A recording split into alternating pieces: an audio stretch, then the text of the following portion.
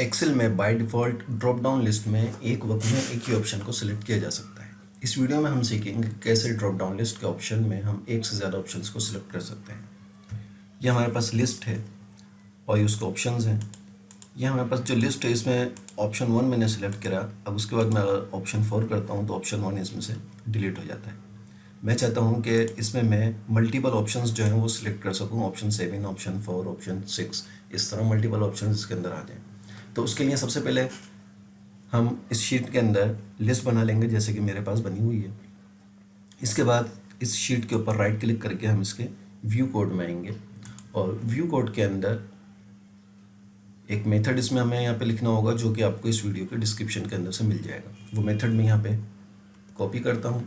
उसके बाद इसको हम ऑल्टर क्यू प्रेस करके बंद कर देंगे, ठीक है। इसके बाद इसको मैं यहाँ पे सेव करता हूँ और सेव करने के बाद अब आप इस ड्रॉप डाउन लिस्ट में मज़ीद इजाफा करें तो ये देखिए सिर्फ ऑप्शन 7 था, अब ऑप्शन 5 भी आ गया और ऑप्शन 3 भी मैं अगर इसमें करूँ तो ऑप्शन 3 भी आ गया। इसी तरह इसमें ऑप्शन 7 और ऑप्शन 3 भी ले लेते हैं।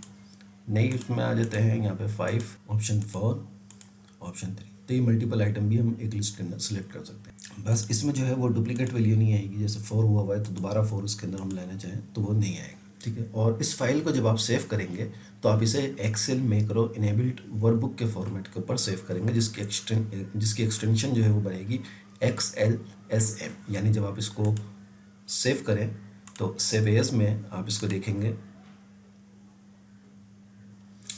कि इसको आपने ये जो सेकंड ऑप्शन आ रहा है एक्सेल मैक्रो इनेबल्ड वर्कबुक, इस एक्सटेंशन के अंदर आपने इसको सेव करना है, फिर ये कोड जो है वो उसका काम करेगा।